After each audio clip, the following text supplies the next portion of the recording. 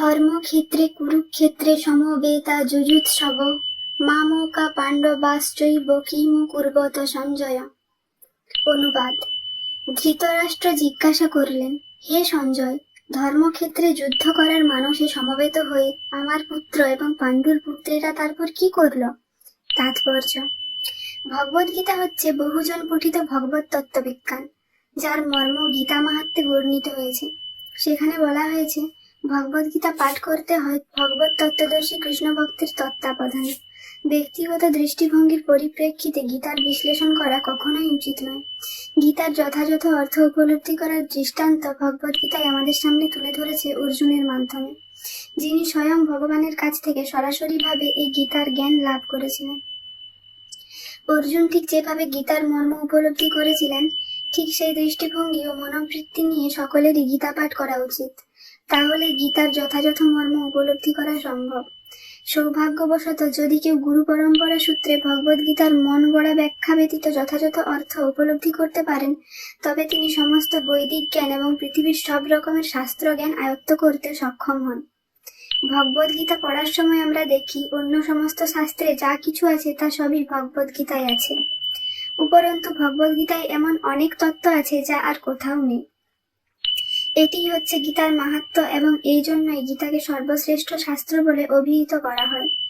গীতা হচ্ছে পরম তত্ত্ব দর্শন, কারণ পরমেশ্বর ভগবান শ্রীকৃষ্ণ নিজে এই জ্ঞান দান করে গেছেন।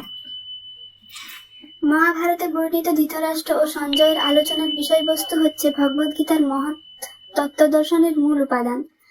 এখানে আমরা জানতে পারি যে এই মহৎ তত্ত্ব দর্শন প্রকাশিত হয়েছিল কুরুক্ষেত্রের রণাঙ্গনে, যা সুপ্রাচীন বৈদিক সভ্যতার সময় থেকেই পবিত্র তীর্থস্থান রূপে খ্যাত। ভগবান যখন মানুষের উদ্ধারের জন্য এই পৃথিবীতে অবতরণ করেছিলেন, তখন এই পবিত্র তীর্থস্থানে তিনি নিজে পরম তত্ত্ব সম্বন্ধিত এই গীতা দান করেন। এই শ্লোকে ধর্মক্ষেত্র শব্দটি খুবই তাৎপর্যপূর্ণ, কারণ কুরুক্ষেত্রের যুদ্ধক্ষেত্রে ভগবান শ্রীকৃষ্ণ অর্জুন তথা পাণ্ডবদের পক্ষে ছিলেন। দুর্যোধন আদি কৌরবদের পিতা ধৃতরাষ্ট্র তার পুত্রদের বিজয় সম্ভাবনা সম্বন্ধে অত্যন্ত সন্দিগ্ধ হয়ে পড়েছিলেন। দ্বিধাগ্রস্ত চিত্তে তাই তিনি সঞ্জয়কে জিজ্ঞেস করেছিলেন, আমার পুত্র ও পাণ্ডুর পুত্রেরা তারপর কি করল?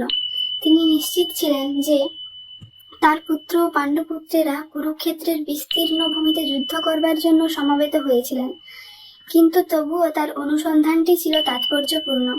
তিনি চাননি যে পাণ্ডব ও কৌরবের মধ্যে কোনো আপোষ মীমাংসা হোক, কিন্তু তিনি চেয়েছিলেন যুদ্ধে তার পুত্রদের ভাগ্য সুনিশ্চিত হোক। তার কারণ হচ্ছে, কুরুক্ষেত্রের পুণ্যতীর্থে এই যুদ্ধের আয়োজন হয়েছিল।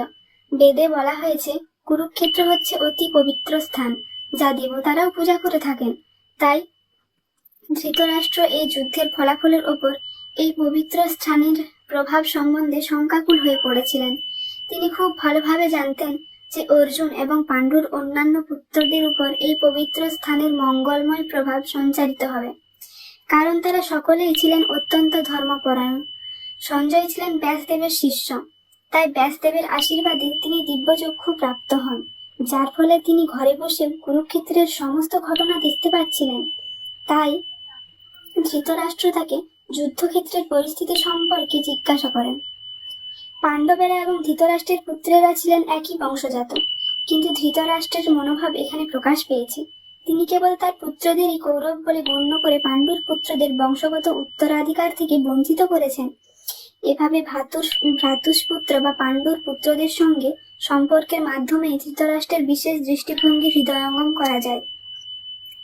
ধান খেতে যেমন আগাছাগুলি তুলে ফেলে দেওয়া হয়, তেমনি ভগবদ্গীতার সূচনা থেকেই আমরা দেখতে পাচ্ছি কুরুক্ষেত্রের রণাঙ্গনে ধর্মের প্রবর্তক ভগবান স্বয়ং উপস্থিত থেকে ধৃতরাষ্ট্রের পাপিষ্ঠ পুত্রদের সমূলে উৎপাটিত করে ধার্মিক যুধিষ্ঠিরের নেতৃত্বে ধর্মপরায়ণ মহাত্মাদের পুনঃপ্রতিষ্ঠা করবার আয়োজন করেছেন।